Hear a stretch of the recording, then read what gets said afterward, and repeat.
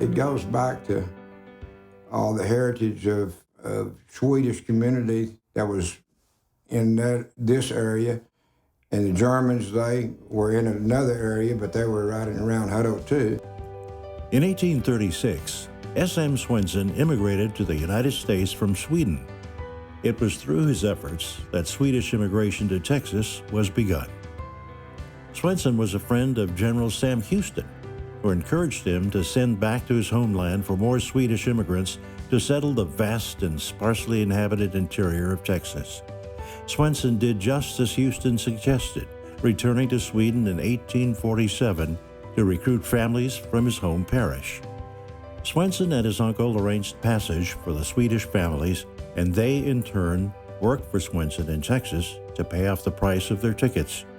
Most of the early immigrants also bought land from Swenson, who owned some 100,000 acres in and around the Austin area, and they settled down to farm cotton. In Williamson County, some of the first settlers bought land from Swenson along Brushy Creek and formed the beginnings of several rural colonies, including Palm Valley, Hutto, Jonah, Taylor, and Round Rock. As Swedish communities developed, Swedish churches were soon established, and some of these offered Swedish language services until well into the 20th century. All the older people seemed like they were born in Sweden. Most all of them, when I was a kid, they were born in Sweden, the older people, and they came over here then as a youngster for the first generation, their folks did. And it was hard for me to believe that they came from a different country, you know, because my folks were raised here, you know, and all. Hutto Discovery United Methodist Church evolved from the origins of Methodist Episcopal Church and the Swedish Methodist Church, which was built in 1892. By 1910, the new church was completed at its East Street location on land donated by the Hanson family. In 1938, the pastor and elders of the Swedish Methodist Church invited the Methodist Episcopal Church to merge with them. The two churches joined as the Hutto Methodist Church and held their first service on the first Sunday of November 1938. Well, I came in 1946. I married Charles in February 1946, and I came and moved my membership from the Austin Methodist Church to the Hutto Methodist Church. We're together from the American Methodist to the Swedish Methodist went together in 1938 and joined one church and decided to have their meetings in the Swedish Methodist Church.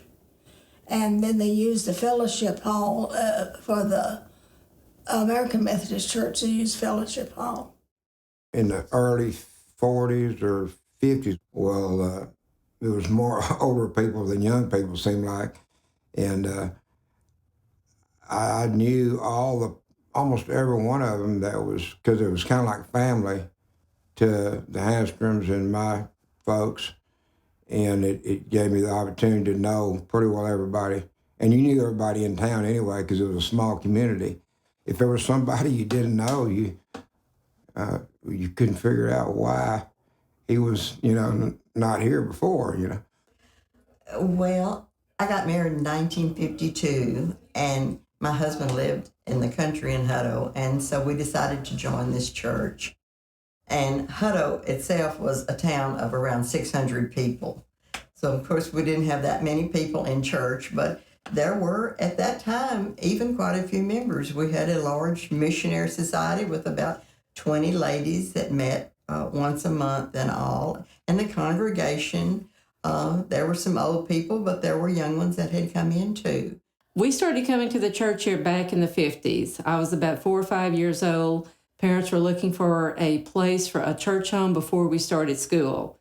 And we saw this little church at the end of East Street. Now, this church, we didn't know much about it. We knew it was a Methodist church. And we walked in, and I would say there was like 25, 30 people that were there. And we knew then this is where it was going to be our church home. Now, through the years growing up, the church really did not have much growth in the 50s. When you came to church on Sunday, you saw the same group of people just about every Sunday when you came in. But it was a close group. We had some activities, but we still had a good worship, a good Sunday. But it was just, we didn't expand much more from there. We had a goal one Sunday to get 100 people in Sunday school. And so worked on it that week before, and that Sunday morning we had about 101 or 102 people. So we had adult classes and all down to little ones. So we had a lot of people. Of course, didn't have much room for them, because that was before we had the schoolhouse moved further back for the fellowship hall. That was before that. So 100 people in Sunday school was a lot. And there was a time when there probably wasn't 10 people at Sunday morning service, and which was sad. And of course, we were not able to support a full-time minister, so we had to share one. And we shared with Round Rock Methodist Church, which is hard to believe now looking at the church they have. But we did share a minister with them for a number of years in the 60s. I transferred to Hutto Methodist Church in 1966.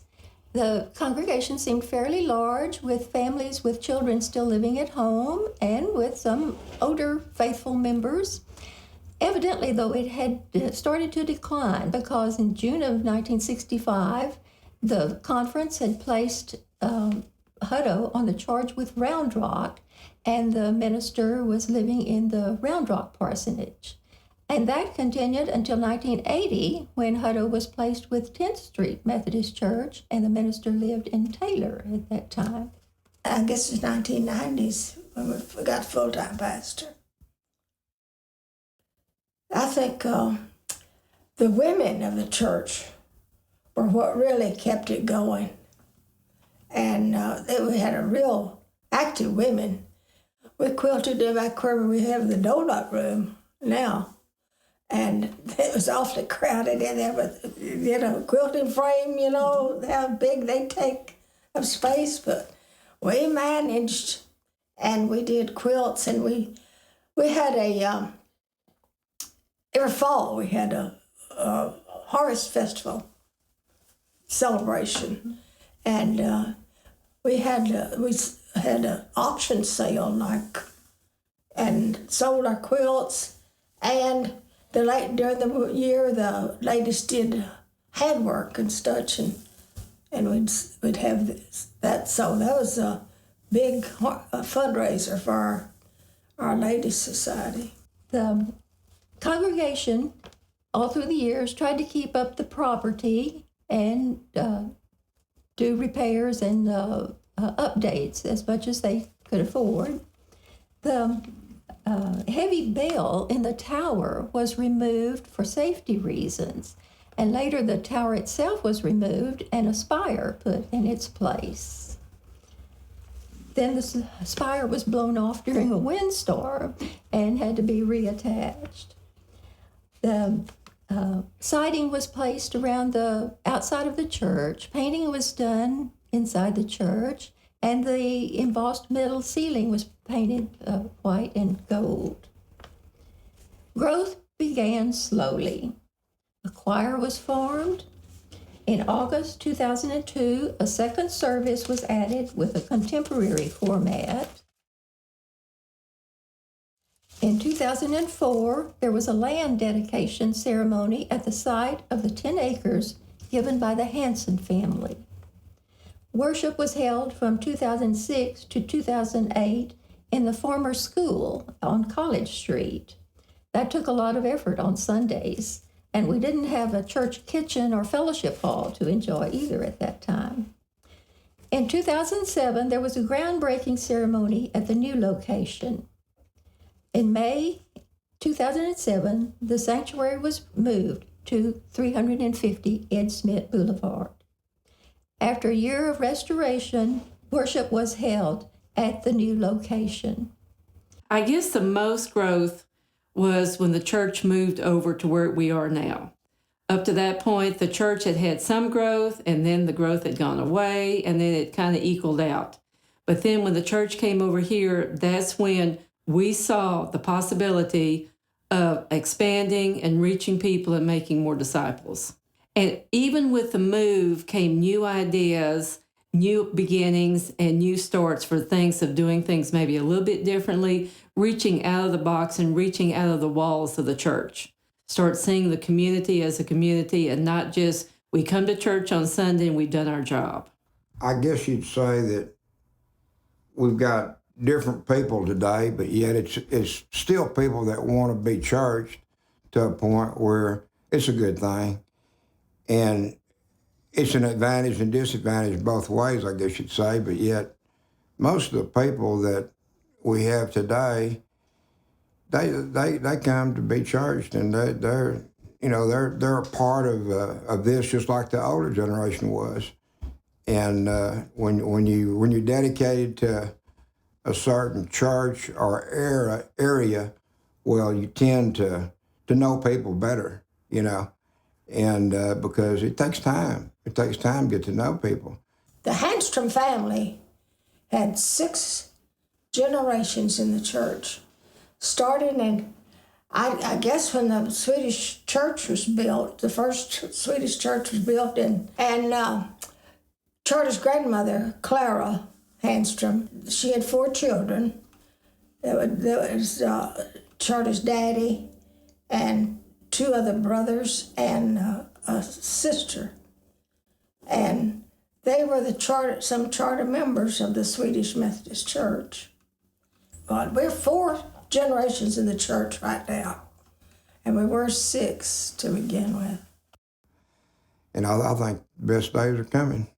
The good Lord is calling shots, and that's why we're here. Well, I've always fell in love with this church, and of course, as I say, I've been a member for 64 years.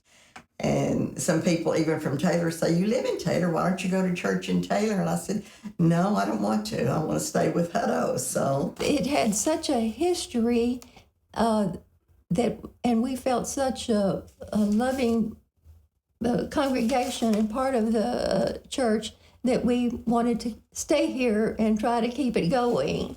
When Monroe and I married, I just figured we would probably change to Round Rock Church because that's where we bought a home and we're living. But we just stayed here. We couldn't leave. I'm just excited what God has in store for us going forward here. And I am so excited to be one of the old timers working with the new timers and making it happen. I'm just blessed to have the opportunity to be part of it, and fortunate, and thank God every day for it.